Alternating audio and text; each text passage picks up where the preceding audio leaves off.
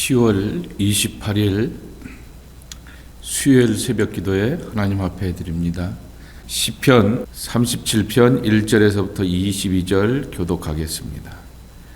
악을 행하는 자들 때문에 불평하지 말며 불의를 행하는 자들을 시기하지 말지어다.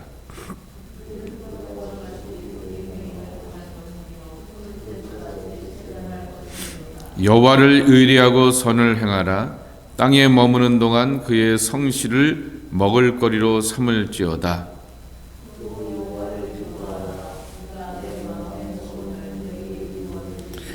내 길을 여호와께 맡기라. 그를 의지하면 그가 이루시고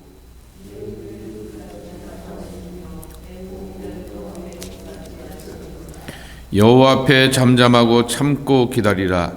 자기 길이 형통하며 악한 길을 이루는 자 때문에 불평하지 말지어다.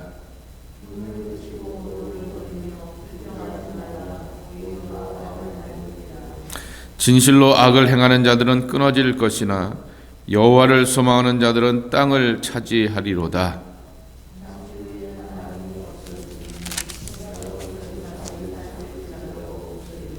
그러나 온유한 자들은 땅을 차지하며 풍성한 화평으로 즐거워하리로다.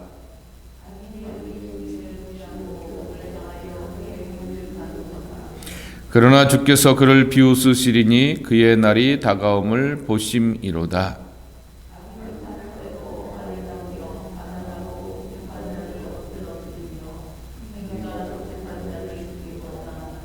그들의 칼은 오히려 그들의 양심을 찌르고 그들의 활은 부러지리로다.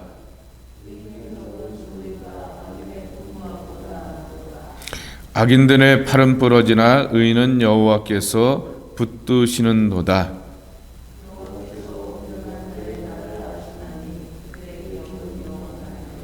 그들은 환난 때에 부끄러움을 당하지 아니하며 기근의 날에도 풍족할 것이나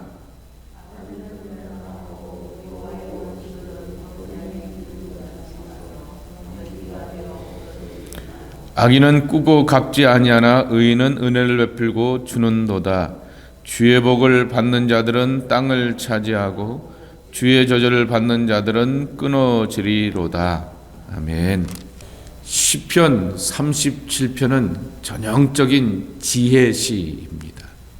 그래서 시편의 특징을 갖기보다는 잠언서의 혹은 전도서의 특징을 갖고 있는 시가 시편 37편입니다. 누군가를 바라보면서 분노하지 말고 너만 네 처신 잘하면 돼 라고 하는 것이 시편 37편입니다.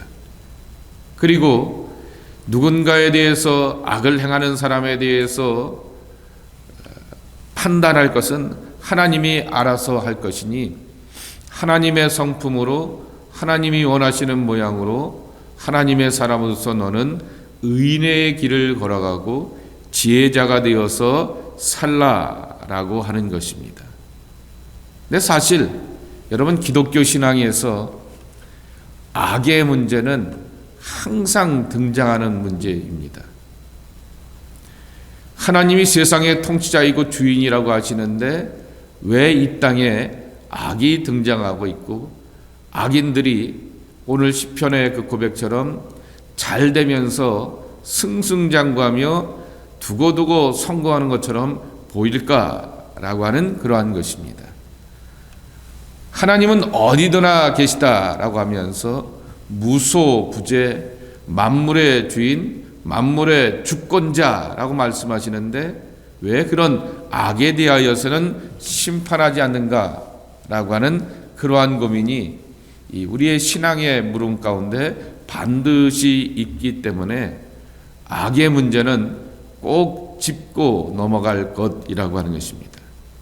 근데 시편 37편은 악에 대해서는 하나님이 알아서 할 것이니 우리는 악에 대하여서 낙담하거나 좌절하지 말고 하나님의 의인 되어서 의로운 하나님의 사람으로 살라라고 하는 것입니다. 그래서 오늘 여기 1절에 보게 되면은 악을 행하는 자들 때문에 옛날의 성경에는 행악자로 인하여서 그렇게 표현하고 있는데, 악을 행하는 사람들 때문에 불평하지 말고 시기하지 말라라는 말씀을 하고 있습니다.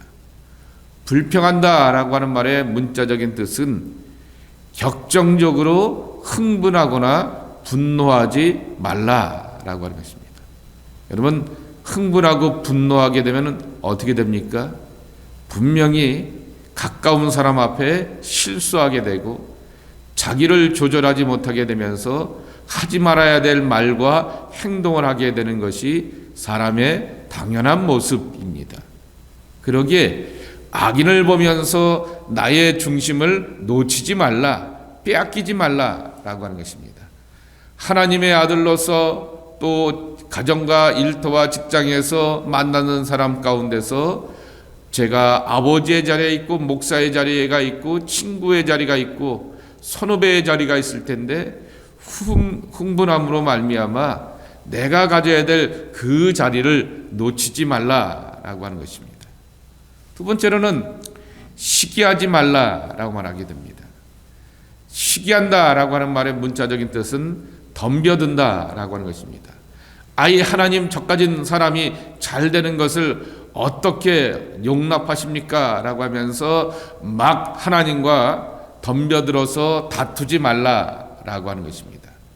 그러면 도대체 어떻게 하냐라고 하였더니 2절에 답이 있습니다. 이 2절의 답은 하나님의 심판 이야기보다는 하나님의 이치에 관한 이야기입니다. 옛날 목사님들이 꼭 이 설교를 하게 되면은 한자를 꼭 동원하게 되었지요. 2절 말씀에 있는 이 표현을 가지고 화무 11홍, 건불 10년이라고 말하게 되었습니다. 권력은 10년을 가지 못하게 되고, 그리고 꽃은 열흘을 넘지 못한다라고 이렇게 얘기를 하게 됩니다. 좀 세상을 살아보고 또 세상을 아는 사람이면 알고 경험하게 되는 하나님의 이치요, 또 하나님께서 우리에게 가르쳐 주시게 되었던 자연의 이치라고 하는 것입니다. 굳이 표현을 풀과 같이라고 표현하는 것으로 끝나는 것이 아니라 푸른 채소같이 쇠잔할 것이다 그랬습니다. 채소같이 쇠잔할 것이다 라고 하는 것이 아니라 바로 앞에다가 푸른이라고 하는 형용사를 쓰면서 더 강조하게 됩니다. 그 푸름을 강조하게 되었던 식물과 채소도 시간이 되고 때가 되게 되면은 밖에 낙엽들처럼 그렇게 말라 비틀어지고 시들어서 떨어질 것이다 라고 하는 하나님의 이치를 우리에게 가르쳐주고 있는 것입니다. 다시 표현한다면은 하나님께서는 역사에 개입하지 않는 것처럼 보이게 되고, 나는 어렵고 나를 향해서 고통을 주게 되는 그 사람은 천년만년 사는 것처럼 보이게 되지만은, 하나님은 세상을 움직여가는 그 이치 가운데서 악한 사람들도 고약한 사람들도 결국에 가서는 그 끝이 있음을 분명하게 말씀하고 있는 것입니다. 중요한 것은 그 악의 사람들에 대하여서 마음 뺏기지 말고 분노하여서 자기 중심을 잃지 말라라고 권면하면서, 하나님의 사람 너는 어떻게 해야겠느냐라고 하는 거죠. 하나님의 사람으로서 나는 어떻게 살아가야 하겠는가라고 하는 것입니다. 3절서부터 쭉 나오게 됩니다. 첫째로는 여호와를 의뢰하라 그랬습니다. 두 번째는 성을 행하라 그랬습니다. 그리고 세 번째로는 땅에 머무는 동안, 거하는 동안, 이렇게 머무는 동안이라고 말하게 됩니다. 그리고 하나님의 성실을 먹을거리로 삼을지어다 그랬는데 간직하여라 라고 하는 말로 바꿀 수 있습니다. 그리고 4절에 있는 것처럼 여호와를 기뻐하라 라고 하는 것입니다. 5개의 동사가 등장하게 됩니다. 그러니까 이 말씀을 듣게 되었던 시편의 사람들, 그리고 오늘 이 아침에 우리는 이와 같은 신앙의 행함으로 살아야 한다라고 하는 것입니다. 하나님을 신뢰하고 있는가? 하나님의 말씀 안에서 행하고 있는가? 그리고 하나님 안에서 거하고 있는가, 그리고 하나님의 말씀을 내 심령 가운데 간직하면서 하나님이 좋아하시는 것들만 기쁨으로 감당하고 있는가라고 하는 것입니다. 3절 끝에 보게 되면은 그의 성실을 먹을거리로 삼을지어다 라고 하는 것이죠. 다시 표현하면은 하나님이 허락하신 삶에 성실하라 라고 하는 것입니다. 하나님의 성실을 먹을거리로 삼을지어다 라고 하는 것입니다. 성실을 많이 먹는다 라고 하는 것이죠. 그러니까 누군가에 대해서 원망하고 불평하며 공격당함으로 인하여서 낙담하고 좌절하여서 하나님이 내게 주셨던 이 자리, 이 본분, 이 소중한 부르심과 사명에 대하여서 게으르지 말고 충실하고 성실하라 라고 하는 것입니다. 다시 한번 표현한다면은 아무개 때문에 마음 뺏기지 말고 내 자리 분명하게 지키라 라고 하는 것입니다. 근데 여기 주석들마다 다 5절의 표현을 이렇게 표현합니다. 내 길을 여호와께 맡기라 그랬는데요, 맡기라 라고 하는 말을 굴려라 라고 하는 것입니다. 너의 미래를 하나님께서 굴리게 하라 라고 하는 그러한 뜻을 담고 있는 것이죠. 이 말을 가장 좋아했던 아주 유명한 분이 계시다라고 하는 것입니다. 아프리카 밀림의 성자였던 리빙스턴이 이 말씀을 그렇게 좋아하였다고 합니다. 어려움 가운데서, 외로움 가운데서 나는 이 험지에서, 오지에서 수고하고 헌신하면서 가족과 소중한 사람들과 가까운 사람들과 가까이 하지 못하게 되지만은 들려오는 여러 가지 이야기들과 소식들을 보게 되면은 누구는 뭘 하고 라고 하는 것도 듣기도 하였고, 또 그러한 사람들이 자기의 사역에 대하여서 비난하기도 하게 되지만은, 그러나 리빙스턴이 이렇게 고백하는 것처럼 너의 길을, 너의 미래를 하나님께서 굴리게 하라 라고 하는 것입니다. 그리하면 그가 이루신다 라고 하는 것입니다. 내가 손잡고 있지 말라 라고 하는 것이죠. 하나님께서 친히 굴리시고 하나님께서 친히 계획하시고 인도하심으로 살라라고 하는 것입니다. 그러면 어떻게 되겠느냐라고 하였더니 6절에 정오의 빛같이 빛나리라 라고 이렇게 말씀하십니다. 그리고 나오는 반복적인 표현이 하나 있습니다. 9절의 말씀인데요, 진실로 악을 행하는 자들은 끊어질 것이나 여호와를 소망하는 자는 땅을 차지할 것이다 그랬습니다. 이 땅을 차지한다라고 하는 말씀이 9절에만 나오는 것이 아니라 어디 또 나오냐라고 하면은 22절에 보게 되면은 또 나오게 되는 것을 볼 수가 있습니다.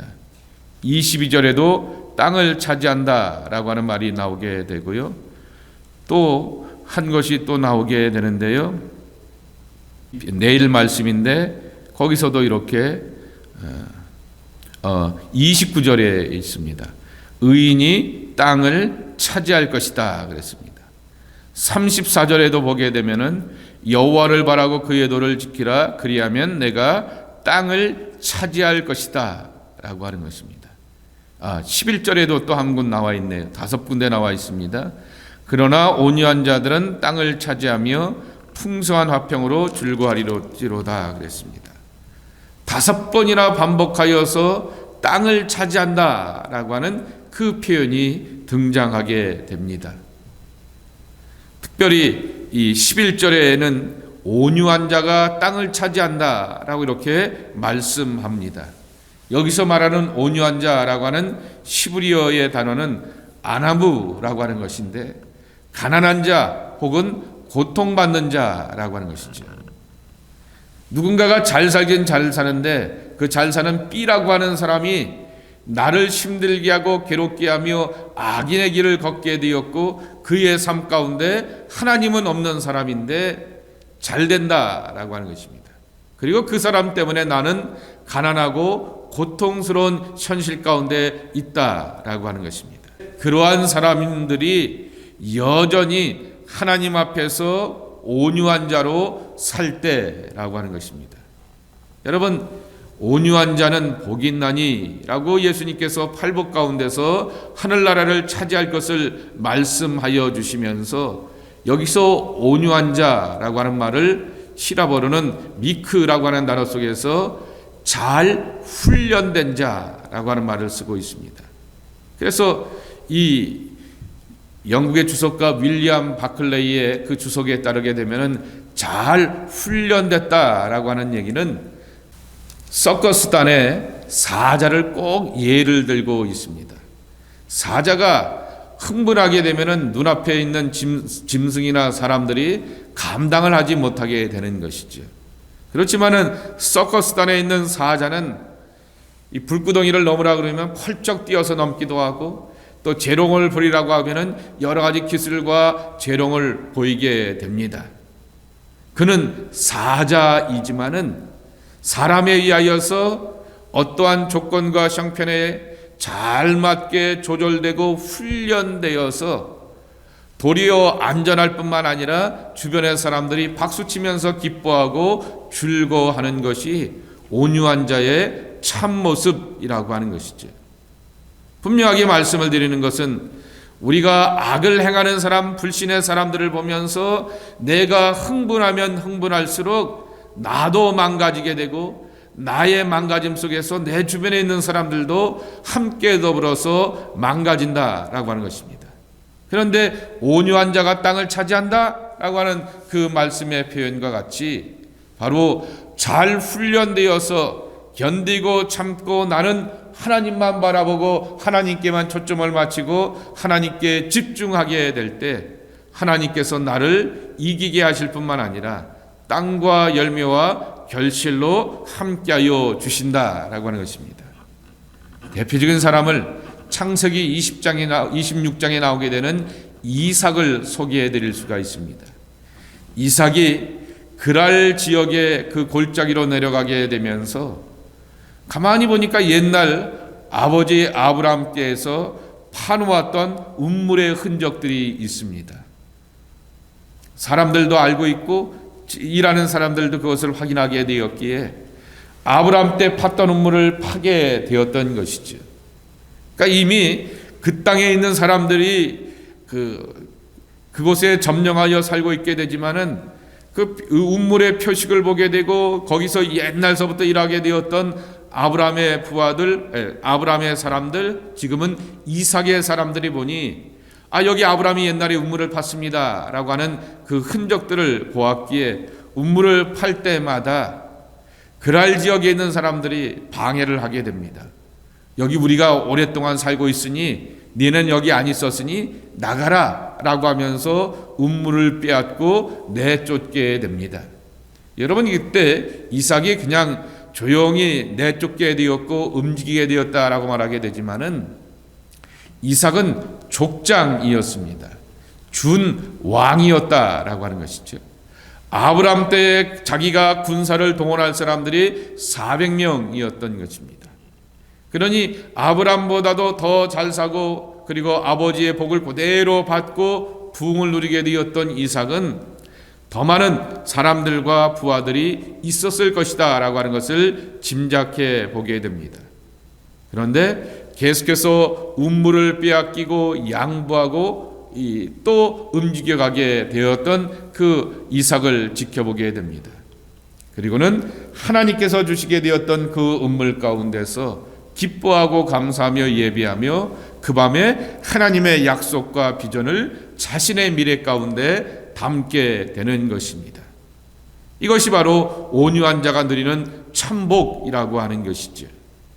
누구는 거기가 운물이 있는 것도 알지 못하게 되었지만은 누구는 우물을 팔 때마다 운물이 등장하게 되는 복을 누리게 되었다라고 하는 것입니다.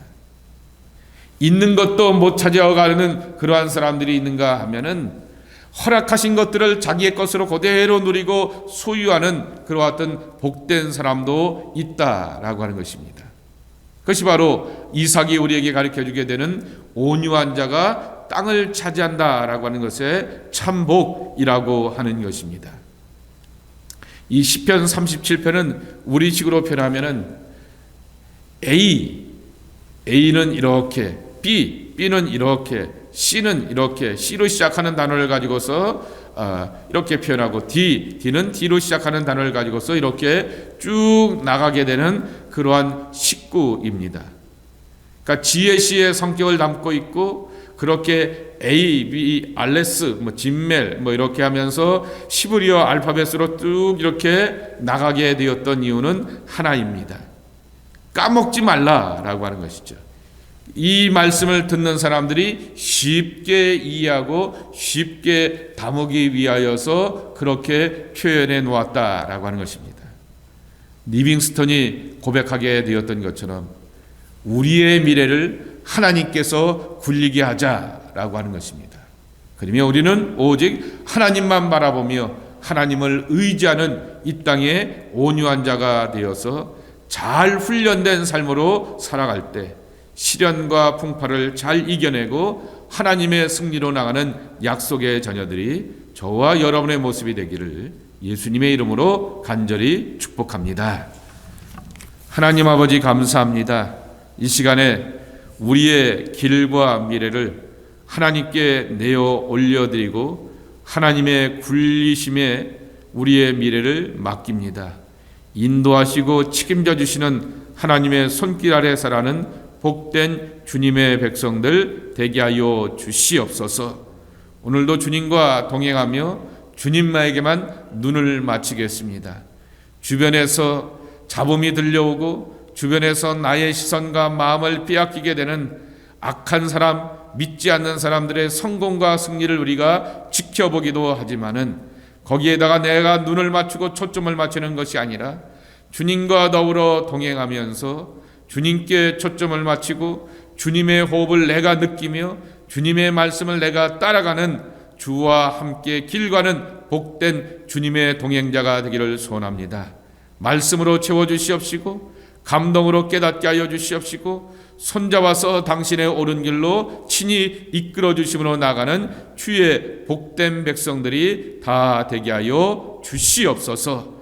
그리하여서 진정으로 하늘나라를 소유하고 이 땅에서 좋은 땅들, 좋은 것들을 하나님으로 인하여서 누려가는 복된 주님의 사람들 되게 하여 주시옵소서. 예수님의 이름으로 간절히 축복하며 기도 올리옵나이다. 아멘.